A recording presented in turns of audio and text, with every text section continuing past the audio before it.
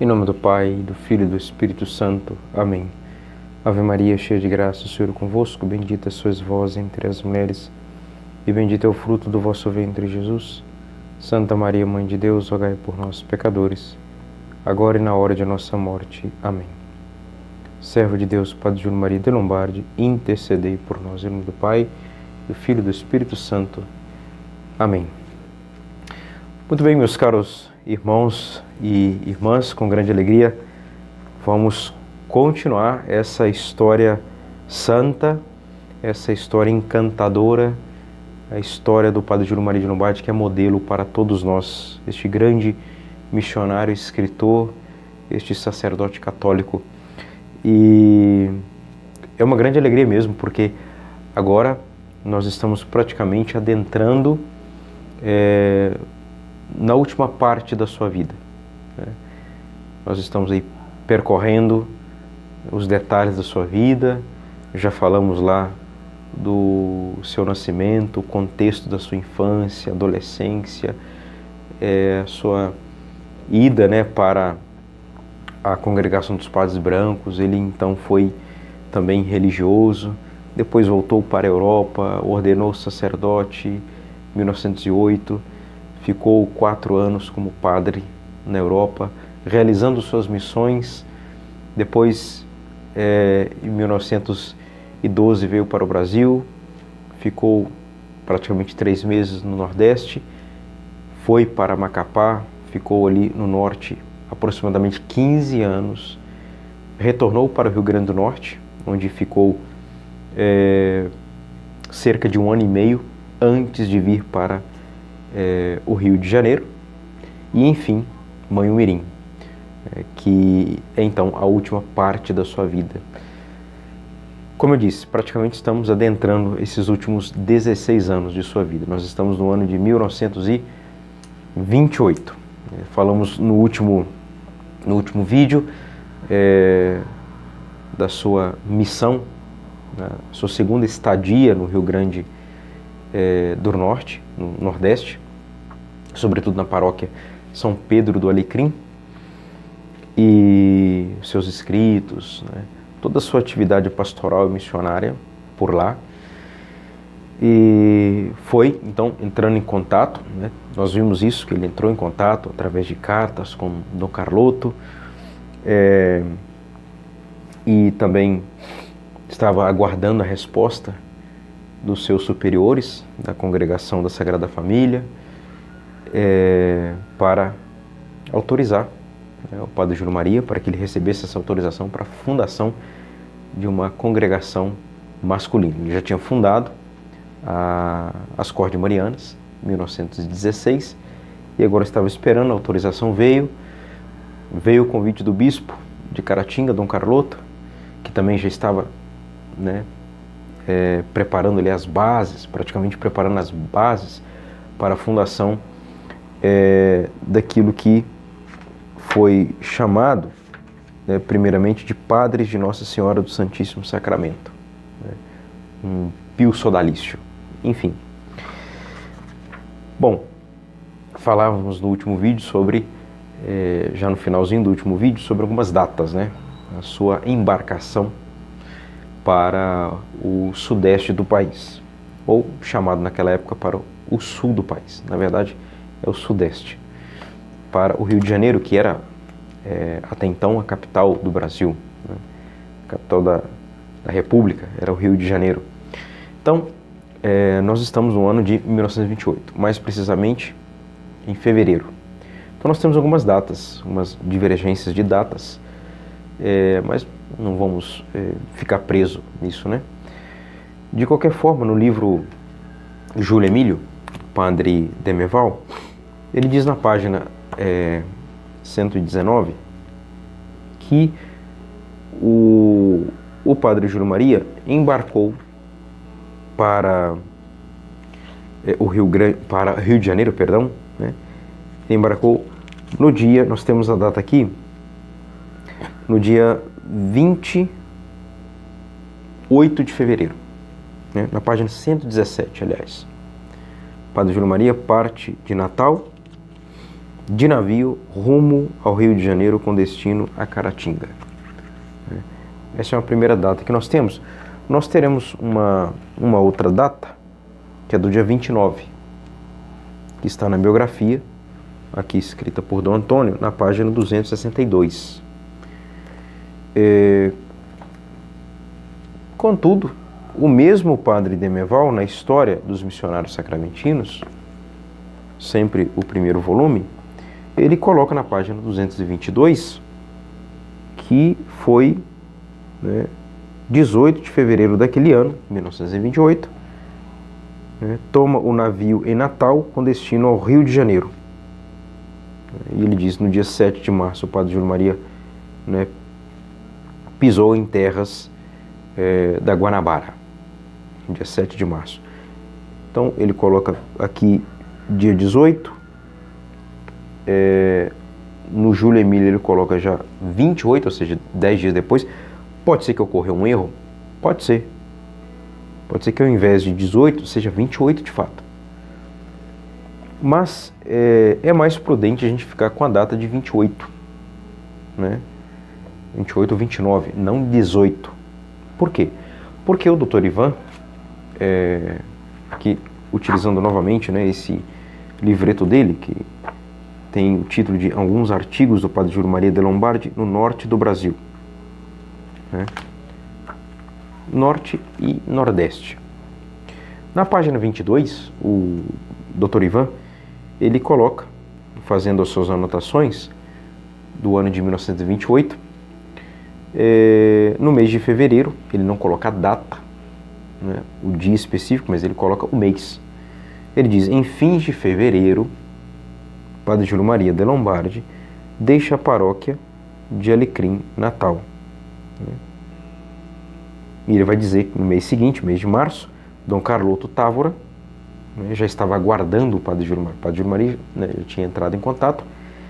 Então, Dom Carloto, nós iremos ver um bispo paternal, de um coração imenso, um pai mesmo, aguardando lá o seu futuro filho espiritual, para conduzi-lo à diocese de Caratinga. Bom, então ele diz aqui, em fins de fevereiro. Fins de fevereiro é 20 alguma coisa, Então vamos ficar com a data de 28 ou 29. De qualquer forma, foram praticamente quase 10 dias aí de viagem de Natal a Guanabara, Rio de Janeiro, como eu já disse, que era a capital do Brasil naquele momento, naquele ano de 1928. Bom, então, vejam bem, o Padre Júlio Maria, então, chegou no Rio de Janeiro para se encontrar lá, primeiramente, com Dom Carloto, e o Padre Júlio não anotou, nós não temos, assim, relatos de como foi as suas primeiras impressões, Eu sei que lá no seminário em Mamirim tem uma parte lá, uma espécie de um auditório, se eu não estou enganado, é o local das refeições, Isso, local das refeições. E lá tem várias pinturas, de recordações do Padre Júlio Maria, e lá tem de fato algumas pinturas do Rio de Janeiro.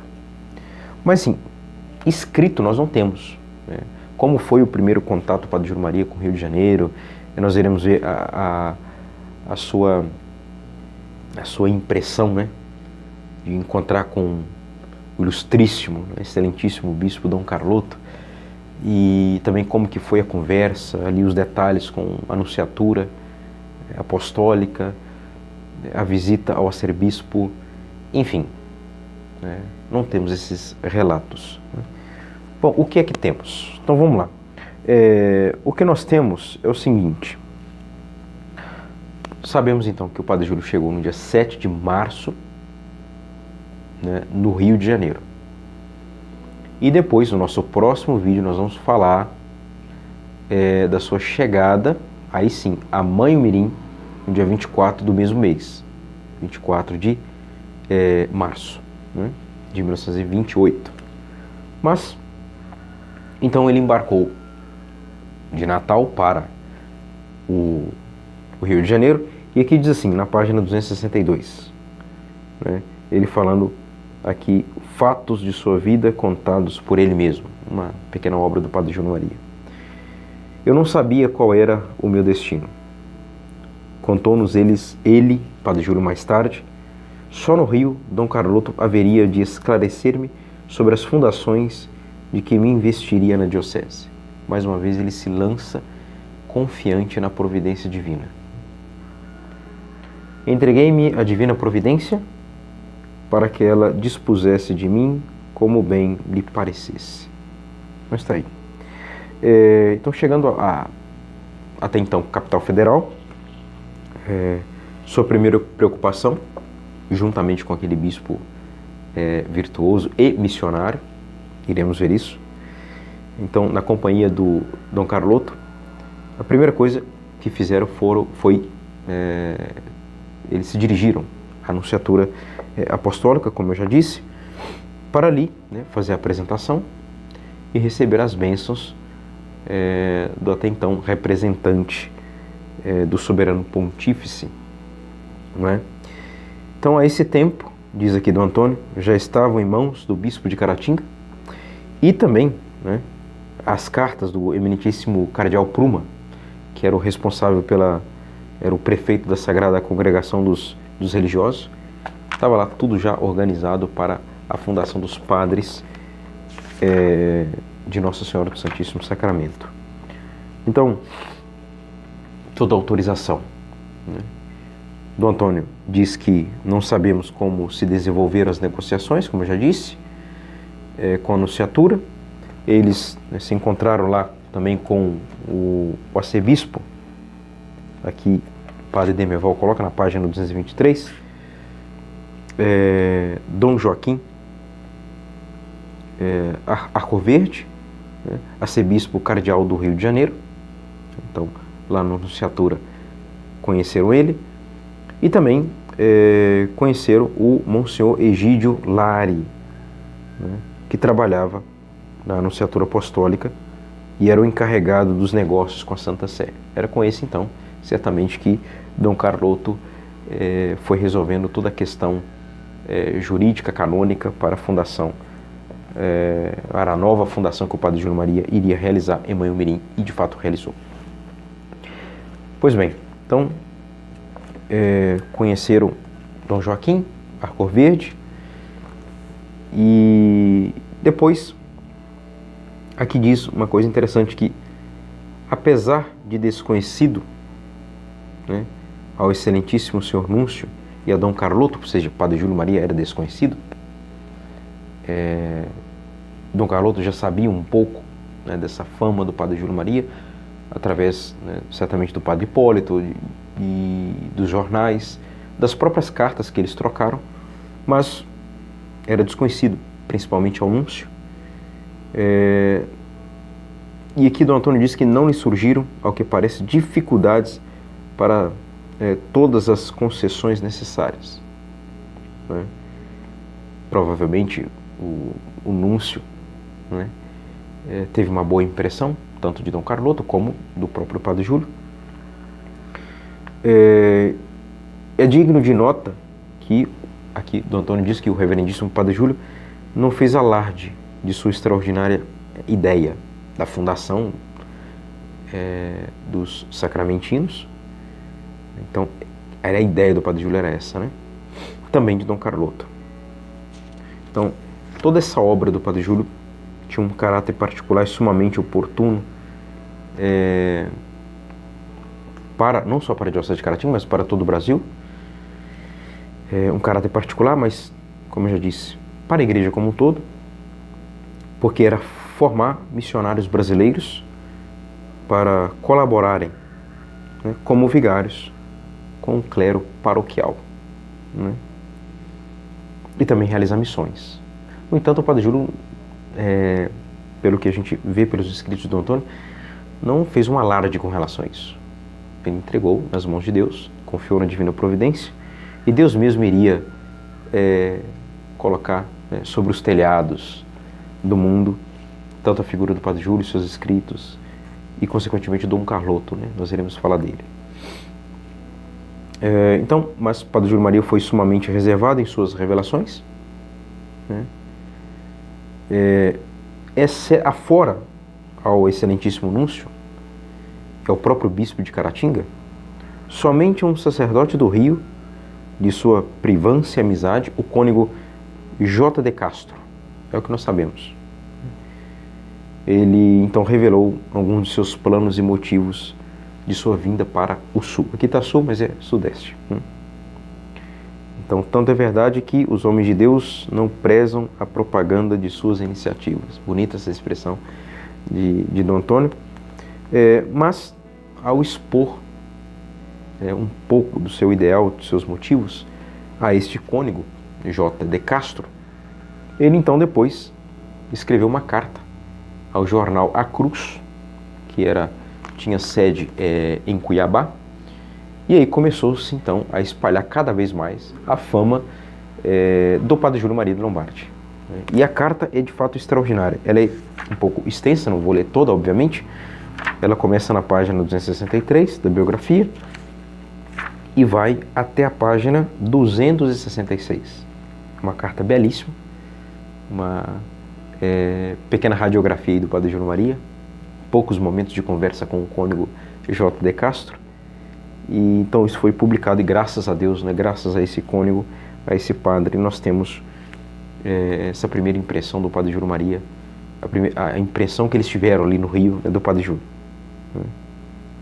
Então essa carta, pelo muito que nos revela, achamos oportuno transladá-la neste capítulo com a vênia dos leitores para a longa citação. Então nós estamos aqui no capítulo 22, que fala nas plagas manhomirienses, nas plagas, nas montanhas, nos mares de morro de Manhumirim. Então nós estamos no segundo capítulo da última parte da biografia, ou seja, da terceira parte da biografia. Terceira parte, o mestre ou fundador. Capítulo 21, selo das obras de Deus, já vimos. E agora o capítulo 22. Né? Então, o cônego começa assim. Há dias esteve aqui no Rio de Janeiro uma autêntica figura de apostolado que ao Brasil tem dado todo o ardor de sua alma, de padre, todo o brilho do seu reconhecido talento. Já era reconhecido, sobretudo, claro, norte e nordeste. Né? É o Padre Júlio Maria que tanta gente, enquanto aos seus trabalhos jornalísticos, confunde com o célebre e saudoso Padre Júlio Maria, que era redentorista da mesma época, né? O Padre Júlio Maria de Lombardi, que esteve aqui, não é brasileiro, é francês. Francês, claro, a gente entende, né? É aquela velha história que nós já colocamos aqui. A pátria natal é Bélgica, a pátria afetiva é França e a pátria adotiva o Brasil. Francês pertence à congregação da Sagrada Família e está no Brasil há uns 17 anos, né? Onde tem sido tudo. Missionário de grande reputação no sertão do Pará e nos estados do norte, jornalista sempre na brecha em que há um erro a combater e uma ideia a inculcar, como acaba de provar o belo Diário Católico de Natal, Rio Grande do Norte, e um magnífico condutor de homens, pois naquele mesmo estado conseguiu um prazo relativamente curto, né, para a fundação aí da Liga Católica e outros movimentos da Igreja. Né? E aí a carta continua, dá vontade de ler ela toda, né? A personalidade, pois, do Padre Júlio Maria confunde-se por esses aspectos com as de centenas de outros que, por amor de Deus e das almas, disseram para sempre adeus ao sol de sua terra e aos encantos de sua família, a fim de se dedicarem a esta obra extraordinariamente grande, que só a arrancadas de sacrifício se pode levar a efeito. A transformação de um de nossos selvagens num homem civilizado. Muito bonito. O Padre Júlio Maria é um desmedido Padre Júlio Maria é um desmentido formidável ao pessimismo anticristão e antipatriótico dos que afirmam ser o Brasil um terreno agreste e sáfaro para as vocações religiosas. Ele provou o contrário, né? Padre Júlio. Tem-se dito que no Brasil não é possível recrutar elementos para uma ordem religiosa genuinamente brasileira, sem um amparo, isto é, sem um fundo de exigências do elemento estrangeiro. Ele vai dizendo, o Padre Júlio provou o contrário em Macapá. Né? Então tá aí. Né? Aí ele vai falar que ele deseja então fundar, com a licença de Santa Sé, a congregação de homens. Aqui já deu o nome de Padre de Nossa Senhora do Santíssimo Sacramento. Trabalhos, dificuldades, ingratidões, injustiças e até menosprezos o Padre Júlio Maria conhece muito bem. E todo sobrenatural como está deveras convencido de que as obras de Deus são sempre acompanhadas daquelas coisas que mais alento e esperança dão a quem por elas se sacrifica. Então tá aí um pouco dessa carta extraordinária. Tá aqui, Padre, né, J. de Castro, né? E essa fundação que o Padre Júlio Maria pretendia e de fato realizou com a graça de Deus, diz aqui que sua fundação baseava-se no mandato divino, qualquer que fosse. E o Padre Júlio dizia, né, não funda uma congregação quem quer. Isso ele disse mais tarde. Mas funda aquele a quem Deus comissiona, ou seja, manda, né, revela este dever sem par em sacrifícios e responsabilidade. Então, aqui na biografia, nós vamos parar aqui, pelo menos na biografia, porque já na página 267 vai começar a descrever a chegada à Diocese de Caratinga, que é assunto para o próximo vídeo. Né? Agora, falamos, né, desses primeiros contatos que o Padre Júlio Maria então teve no Rio de Janeiro, visitaram lá o Palácio da Anunciatura, certamente conheceu as belezas do Rio de Janeiro, cidade maravilhosa, aquela coisa toda, e revelou um pouco do seu ideal, do seu coração ao cônego José de Castro. Vimos em algumas passagens dessa carta. E antes de falarmos da chegada do Padre Júlio Maria em Manhumirim, a proposta que Dom Carloto vai fazer para ele, falar um pouco do Dom Carloto. Falamos de vários personagens que influenciaram, fizeram parte da vida do Padre Júlio Maria, ajudaram o Padre Júlio Maria nessa missão, sobretudo na sua santificação. Falamos do Padre Berthier, da Irmã Celeste e tantas outras figuras que iremos falar também, né, ao longo desta última parte dessa jornada júlio-mariana. Então vamos aqui brevemente falar dessa figura ilustre, né, virtuosa, santa, novamente, assim como eu disse sobre a Irmã Celeste, sem querer ultrapassar a decisão da Igreja, mas sem dúvida nós iremos ver um homem muito piedoso, muito santo. Tem aqui, né, a foto do Padre Júlio Maria junto com Dom Carloto, uma das fotos, né? Tem outros padres aqui nessa foto. Me parece que foi um retiro que o Padre Júlio Maria conduziu para o clero de Caratinga, né?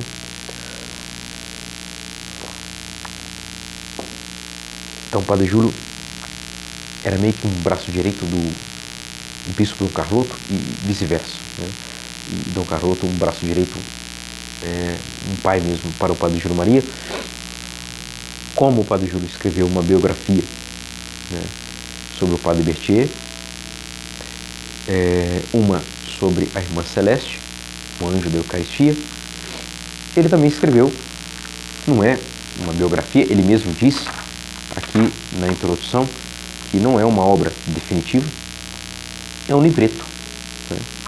Eu fiz essa impressão, um livretinho sobre umas 30, 40 páginas talvez, sobre Dom Carloto. Eu tive notícias agora, em final de setembro, agora início de outubro de 2025, que será publicada essa biografia de Dom Carloto. Então vamos aguardar aí que em breve teremos a nova edição, não é? Porque a primeira foi publicada no ano da morte de Dom Carloto, 1933. Então vamos percorrer alguns dizeres, algumas coisas que eu separei, eu julgo ser as mais importantes dessa biografia. Então nós temos o índice, são 16 capítulos, breves, uma página e meia cada capítulo, praticamente. Então, Beati Mortui, né?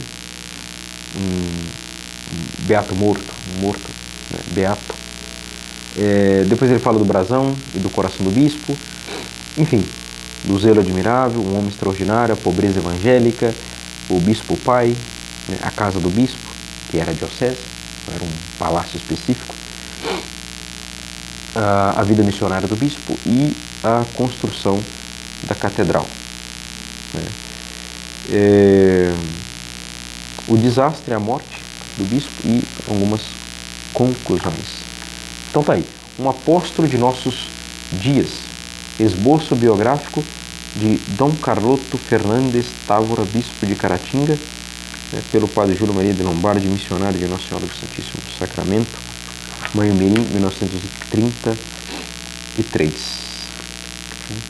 Aos ilustres amigos Dr. Belisário Távora, irmão de Dom Carloto, que morava no Rio. Enfim, os familiares, né, amigos familiares de Dom Carloto. Teve aqui a aprovação, então, do Monsenhor Aristide Rocha. Também nós iremos falar um pouco dele. Já adianto que foi o Monsenhor Aristide que convidou o Padre Júlio Maria para que abençoasse a torre da Catedral de Caratinga, a catedral dedicada a São João Batista.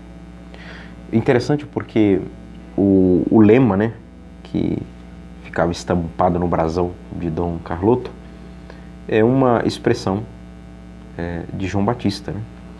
Está aqui: Illum oportet reinare me autem minui. Importa que ele reine, que ele cresça e eu diminua. Era o lema do então humilde bispo de Caratinga.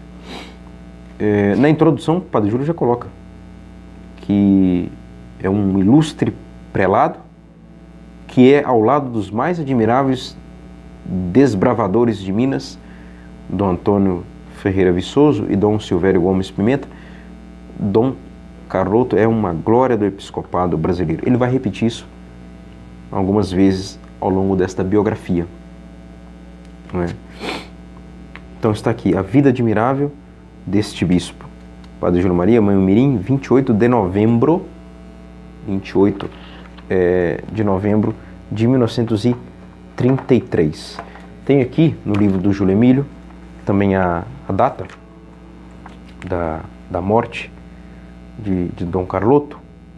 Ele morreu em 27 de novembro, que ele então faleceu.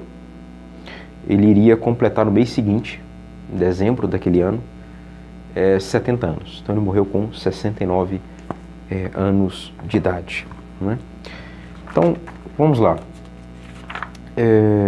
Logo aqui no capítulo 1, ele diz: acaba de desaparecer do cenário deste mundo uma das glórias do episcopado brasileiro, o ilustre Dom Carloto Távora. Então vou ler, vou comentando, para vocês poderem perceber a grandeza dessa alma.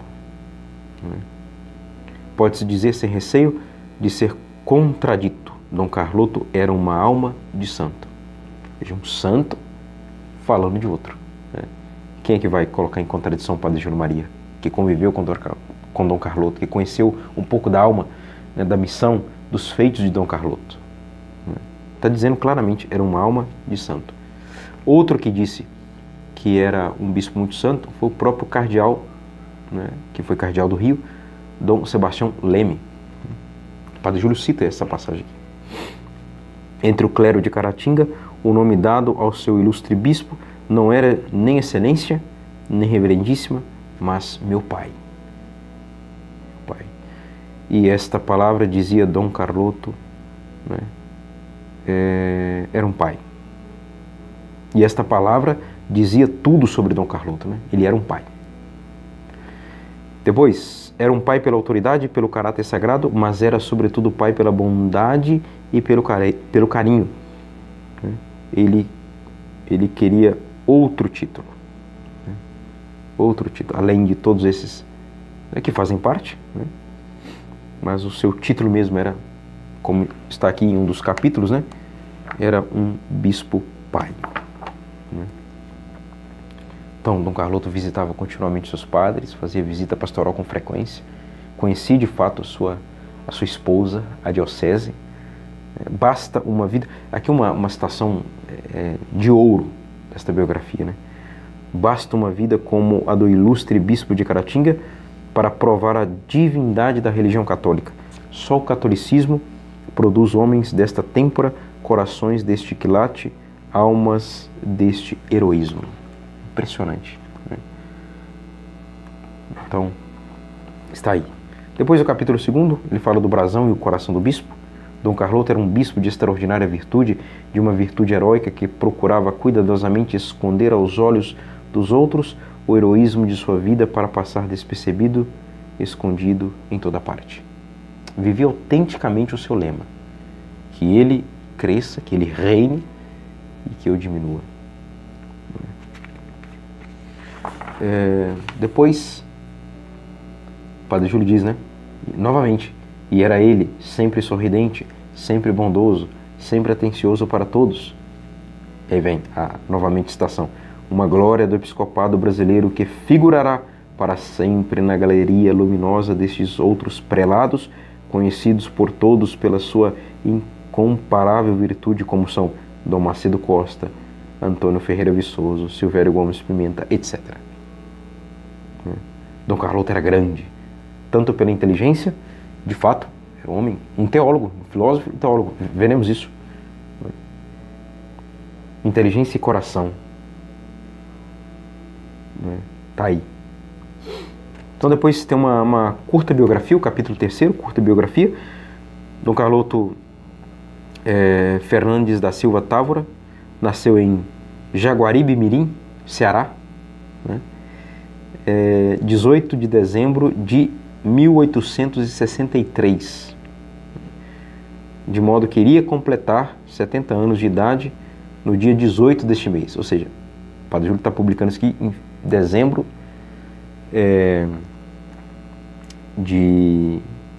daquele mês, né, de 1933, né, o ano da morte de Dom Carloto. Ele iria completar em 1933, 70 anos.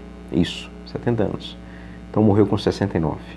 Morreu no dia 27 de novembro, não é, de 1933. Se não estou enganado, é dia de Nossa Senhora das Graças. Isso, é o que me vem aqui agora. Eu não tinha me atentado para isso.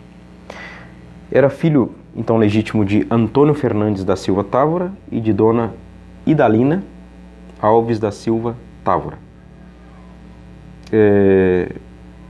Membro de uma das mais conceituadas famílias do Ceará. Então, fez seus estudos rudimentares na escola fundada na própria residência de sua irmã. Foi depois para o colégio de Jaguaribe Mirim, onde seu irmão Monsenhor Antônio Távora, então vigário local, fundaram um colégio. Completou seus estudos no seminário de Fortaleza, onde fez um curso brilhante, revelando raras qualidades de inteligência e de caráter. Então foi se destacando, ao mesmo tempo que era um grande intelectual, mas muito humilde. Um desconhecido mesmo, até hoje, né? Recebeu a tonsura a 30 de novembro de 1886, depois indo recebendo as ordens menores e maiores, até o presbiterato, né, que recebeu, foi ordenado 25 de novembro de 1888. Dom Carloto, sob uma aparência modesta e humilde, era um homem de raro preparo, sendo conhecido como excelente, aí vem, latinista, vejam bem, filósofo e teólogo. O Padre Júlio, que um crânio, um grande intelecto, né, para falar isso de Dom Carloto. Então, de fato, era uma envergadura teológica, filosófica, um latinista, né, de primeiro valor, além do especial conhecimento da língua da pátria, né, a língua portuguesa. Depois de ordenado sacerdote, exerceu sucessivamente o ministério paroquial em Barbalha, Crato, Quixadá, né, que são paróquias lá do Ceará, né. Fatigado pelo sol equatorial, né, e precisando de clima mais ameno, foi para o sul, veio para o sul, na verdade aqui também é o sudeste, porque ele foi trabalhar mais tarde na paróquia de São José de Além Paraíba, né. Ficou ali aproximadamente 21 anos. Em agosto de 1917 foi nomeado prelado doméstico de Sua Santidade o Papa Bento XV.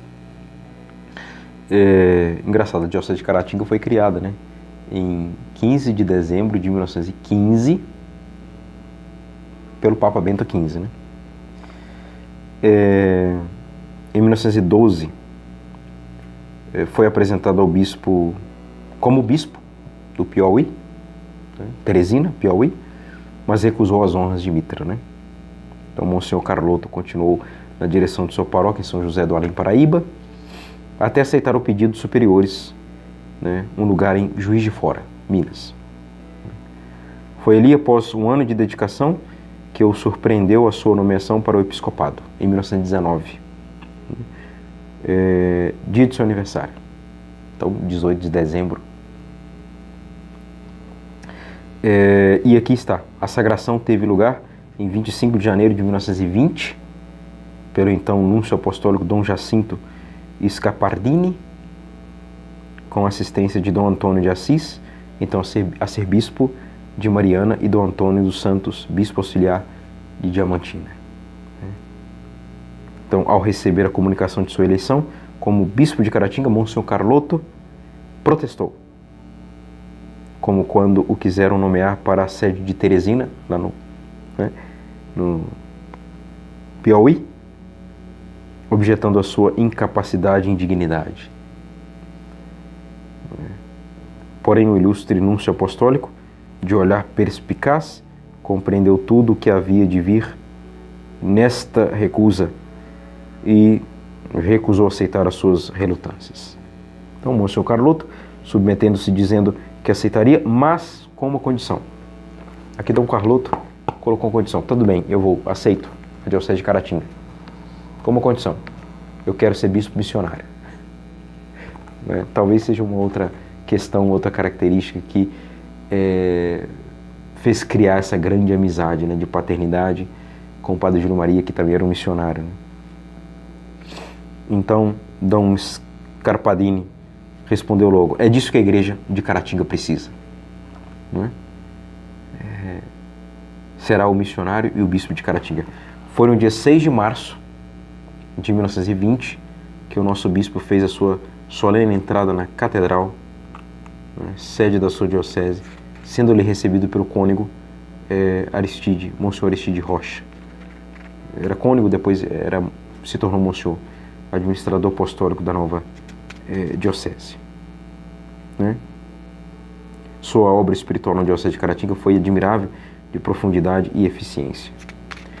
Então, aqui tem um capítulo 4 que fala um pouco, né, muito brevemente, sobre o vigário-geral, Monsenhor Aristide. Vou depois retornar nisso aqui, porque o Monsenhor Aristide concedeu, né, vários imprimatos, autorização, né, para a publicação de várias obras do Padre Júlio Maria durante a vacância da diocese. Então, ele vai falar no capítulo 5 o zelo admirável do bispo. Quem conheceu a Diocese de Caratinga em 1920 Dom Carloto governou a diocese por 13 anos. E a conhece hoje, em 1933, após 13 anos de trabalho apostólico e evangelizador de Dom Carloto, compreende o valor e a atividade deste período da organização e soma imensa de sacrifícios que supõe o resultado alcançado. Em 1920, não havia nem trens, nem sequer estradas formadas. Era mister percorrer a costa, as costas dos animais, esta zona imensa, ora galgando as altas montanhas, ora atravessando vales e rios. As paróquias eram pequenas aglomerações de habitações com uma capelinha tosca, notando-se em toda parte o abandono, a indiferença, apesar da boa vontade e das boas disposições das populações. E o bispo, como era missionário, percorria tudo isso, Hoje a Diocese de Caratinga possui belas e grandes igrejas, numerosas e bem organizadas, irmandades, missões, obras vicentinas, ligas católicas, hospitais, asilos, escolas normais, colégios, seminário apostólico, jornais católicos, etc, etc. Tudo isso nasceu pelo suor e o sangue de seu heróico bispo num apostolado de 13 anos de sacrifício. Tá aí, grande Dom Carloto. Capítulo 6, O Homem Extraordinário. Tivemos uma publicação do jornal Lutador sobre Dom Carloto. Teve várias publicações no jornal Lutador por ocasião do aniversário do bispo, aniversário sacerdotal. No capítulo 7 fala sobre a pobreza evangélica de Dom Carloto. Que digo, não há vigário na Diocese de Caratinga que seja mais pobre, mais desprendido do que o seu querido prelado. Cada vigário tem pelo menos sua casa, seu quarto, seus livros, seu reconforto material necessário para o sustento de sua saúde. O nosso bispo, longe de ter palácio, nem mesmo casa tem, nem quarto próprio, nem biblioteca, nem qualquer reconforto material, é o bispo missionário. Ele viaja, ele se cansa, e quando exausto pela fadiga e a privação, ele precisa de uns dias de descanso. Ele na casa de um de seus padres, pedindo hospitalidade, partilhando a vida pobre e humilde dos vigários da roça, como partilha suas alegrias e tristezas. Sua pequena maleta, seu breviário e qualquer livro de meditações são os únicos companheiros e os únicos testemunhos desta vida de sacrifícios e abnegação. Um palácio seria estreito demais para conter o zelo expansivo de seu grande coração de apóstolo. Eis porque ele escolheu como palácio a diocese inteira. A diocese inteira. E como catedral, cada capela desta diocese. Dom Carloto vive para seus padres. Seus padres morreriam por ele. Que bonito. Um filho falando isso do pai. Capítulo 8, o Bispo Pai. Mais uma publicação do dia 22 de dezembro de 1929. Por ocasião do aniversário do Santo Prelado. Uma publicação do jornal do Padre Júlio. Capítulo 9, a Casa do Bispo. Não vou adentrar em detalhes, depois vocês podem ter acesso ao PDF desta biografia. O capítulo, depois ele fala da Diocese de Caratinga, interessante o Padre Júlio falando da Diocese de Caratinga, como ele conhecia questões geográficas, A Diocese de Caratinga é limitada ao norte pelo Rio Doce e a estrada de ferro Vitória, Minas, que forma como um círculo de ferro de Aimorés e São Domingos, a leste pelo Espírito Santo, ao sul pelo estado do Rio e a oeste pela Arquidiocese de Mariana. Ele não vai descrevendo, como que o Dom Carloto, como missionário, ia desbravando as montanhas e as matas da sua Diocese de Caratinga. Capítulo 11, a vida missionária. É o missionário. O ano inteiro ele viaja e visita as paróquias, levando a todos o seu sorriso reconfortador, a sua palavra estimuladora e o seu exemplo atraente. A construção da catedral, iremos voltar também a este capítulo 12º, capítulo 13, outras igrejas, que ele então foi ajudando a construir, além da catedral. Vai falar da bela e harmoniosa matriz de Manhuaçu, São Lourenço, depois a construção da matriz gótica de Manhumirim, em cimento armado, com 50 metros de altura e toda a sua beleza, que o Padre Júlio Maria depois vai terminá-la com as pinturas, etc.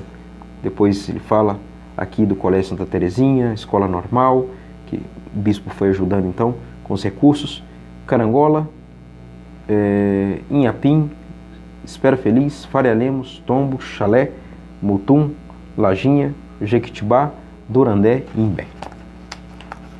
E aí vem fala do capítulo 14, o desastre. Dentre essas tantas viagens, uma que ele faz então para o Rio de Janeiro, né? Ao separar-nos dele, em fins de agosto, não pensávamos que era o último abraço que dávamos no querido pastor e a última bênção que recebíamos de nosso santo bispo. Foi na noite de 21 de setembro que de repente recebemos um telegrama do Dr. Belisário Távora comunicando-nos o triste desastre.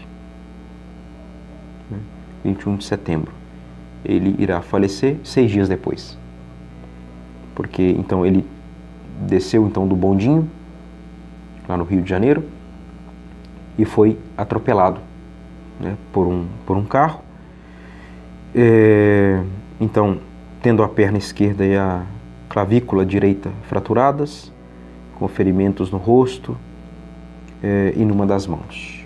Não morreu no momento, foi hospitalizado e depois teve uma leve recuperação. Foi transportado para a casa de saúde Pedro Ernesto.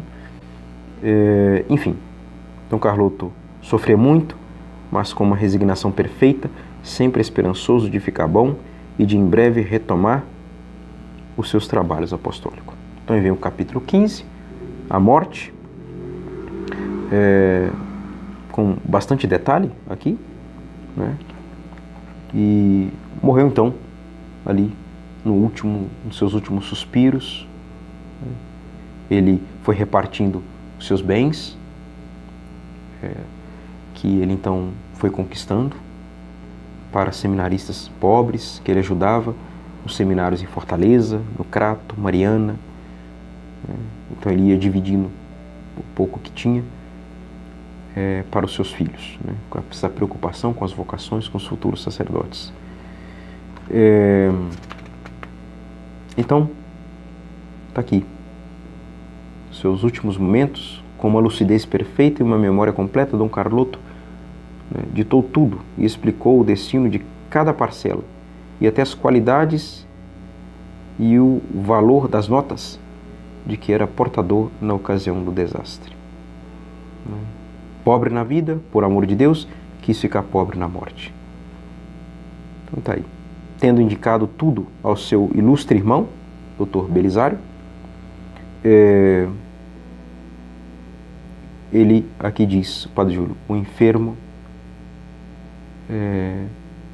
recolheu-se em Deus, Dom Carloto, recolheu-se em Deus, e sem um gesto, sem uma contorção que lhe revelasse dor, entregou a sua bela alma ao Criador.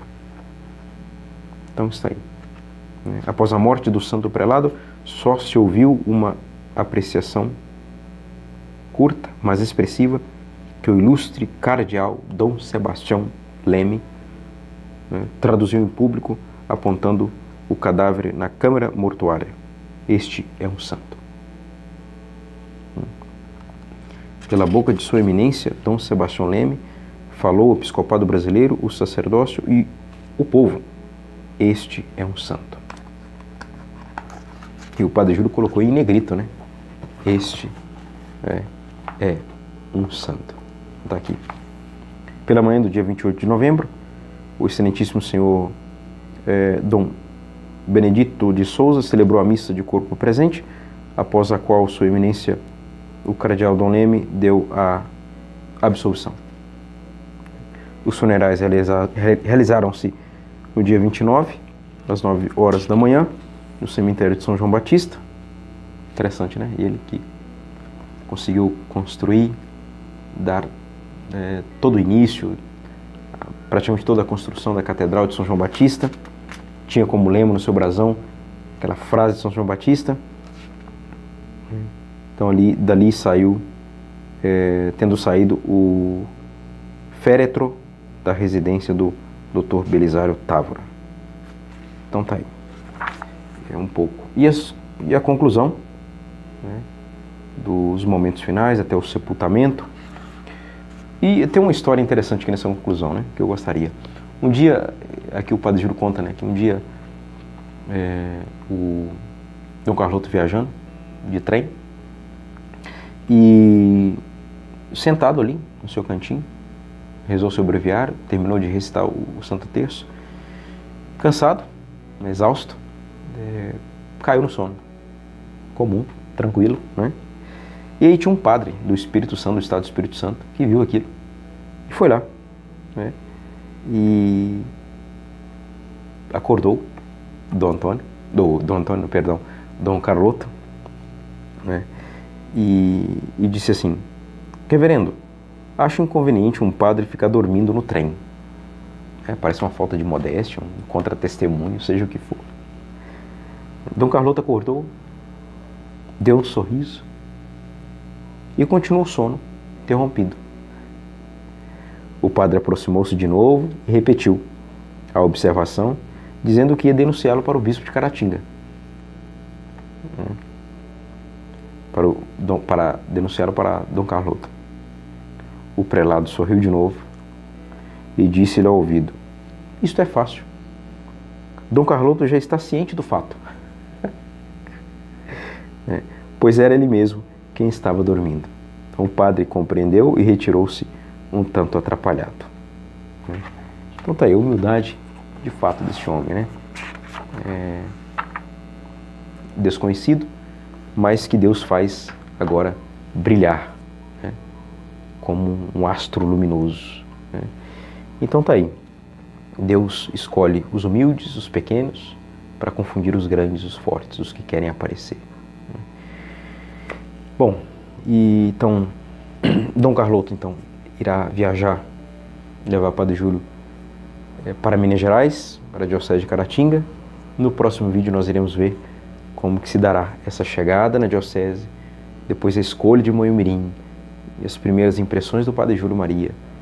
E daremos então seguimento a esta última parte desta vida do Padre Júlio Maria, o missionário, né, em meio às montanhas e às matas de Minas Gerais. O Senhor esteja convosco, Ele está no meio de nós. Pela intercessão do Padre Júlio Maria de Lombardi, abençoe-vos Deus Todo-Poderoso, Pai, Filho e Espírito Santo. Amém. E se Dom Carloto estiver no céu, creio eu particularmente, mas estando ele no céu, que ele possa também interceder por nós. Amém.